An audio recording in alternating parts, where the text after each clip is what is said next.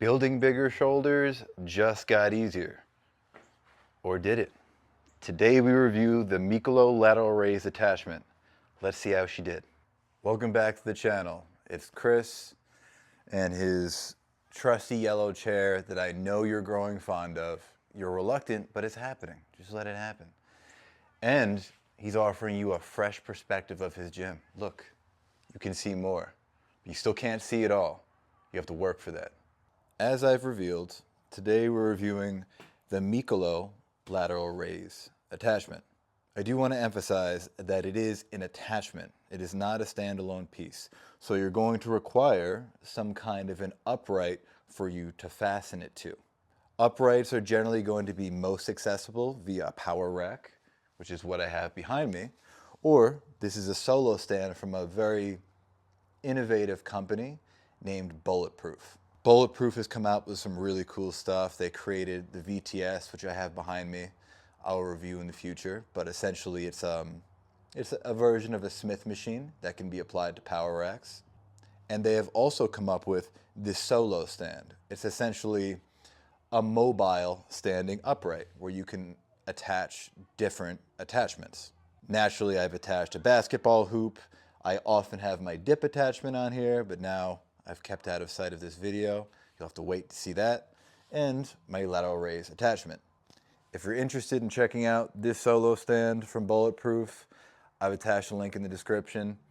It can be used for any of these attachments, but pretty much anything that they're creating right now, I really like. I approve wholeheartedly of their company. And for me, this solo stand is working very well.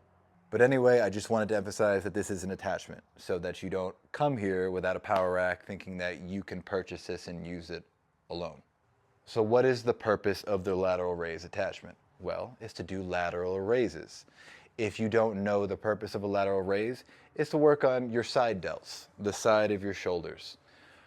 Most often, bodybuilders are choosing not to work on their front delts right here because they are usually worked passively via most presses, a bench press, whether it's an incline or a flat bench press with a barbell or dumbbells, usually hitting the front delts enough.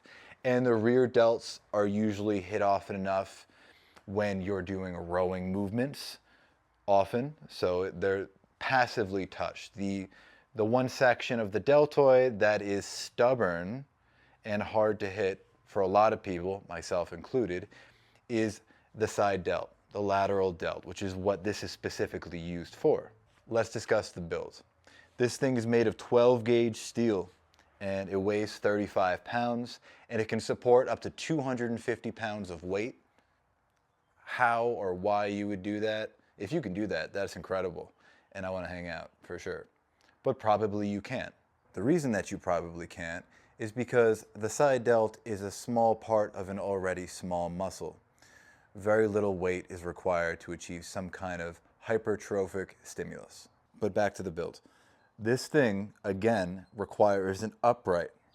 And it fits into 1-inch holes, and it will fit on any upright that is either a 2x2, a 2x3, or a 3x3, which should be the vast majority of all power racks out there. So if you have a power rack, this will fit to it. The last thing I'll mention about the build is I love these handles. They're long, they're well cushioned, nice rubberized grip, and it allows you to conduct the movement from a variety of different positions. Next, let's discuss the performance.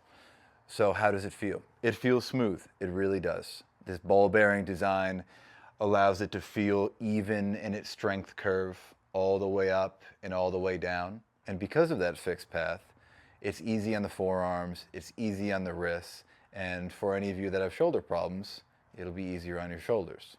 At first, I will admit it feels kind of awkward.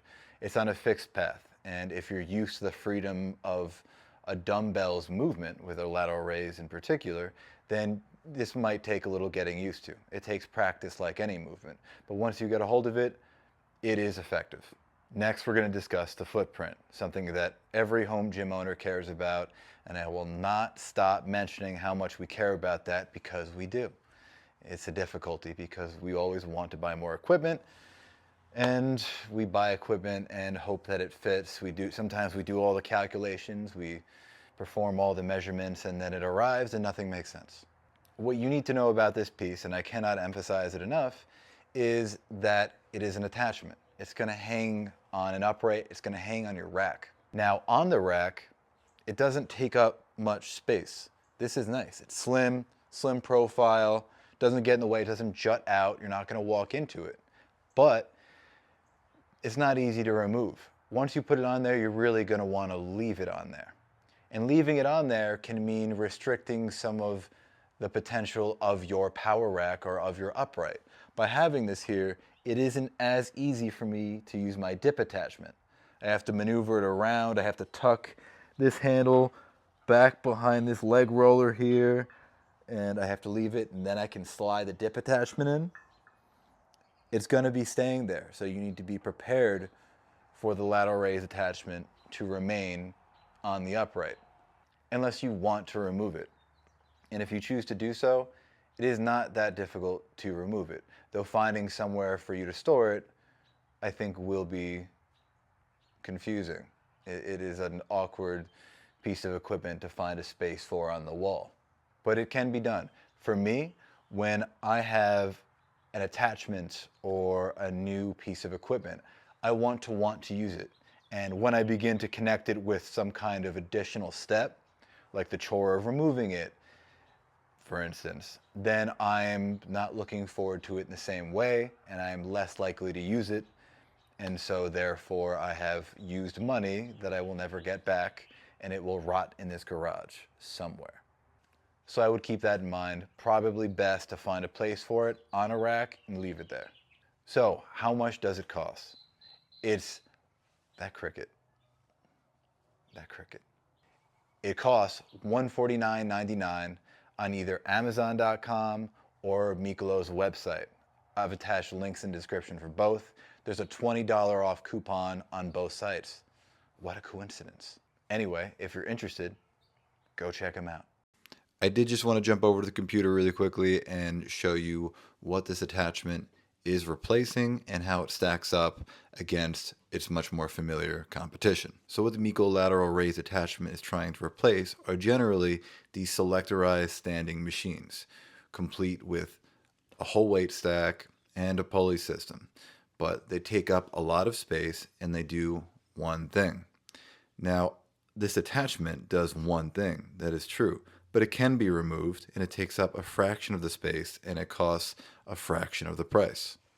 But I did want to also provide comparisons to one very popular option, which is the Revolt Lateral Raise Attachment, which does all the same things. It is also very good, but it is $220 compared to our $150. And the Bells of Steel Lateral Raise Attachment, which was recently released. It doesn't have many reviews yet. I've heard good things, but as you can see, priced at $275, it is also much more expensive. Before you make any final decisions, perhaps I should expose you to my final thoughts. I think it's a pretty awesome piece. I really do like it. I think it should not be the only thing that you do for your lateral delts, but because they are such a difficult muscle, especially a section of the muscle, to hit appropriately and sufficiently enough to develop, I think it's a great tool to have in your arsenal. I like the way it feels. I like that it's on a fixed path. It feels safer, it feels steady. Again, for any of you that have shoulder problems, issues with your wrists or your forearms, this is a version of a machine.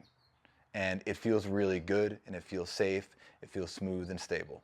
Now, what I do struggle with is the space that it takes up on the rack. Now, it doesn't actually take up space outside of the rack, but you have to find a place for it. I mean, I pretty much bought this solo stand to accommodate my dip attachment and this lateral raise attachment. So one of the biggest cons for me would be you have to prepare to sacrifice some space on one of your uprights, which brings me to another complaint. You need a power rack or an upright to use it. It is not a standalone piece. That's probably why it's much more affordable, but you do need an upright to utilize the attachment. So that is my truth. I've had this piece for a while. Most of what I have here I still like, but nothing is without its drawbacks, especially me. If you like this video and you want to see more, like the video, subscribe, check out my other videos. Otherwise, have a great day.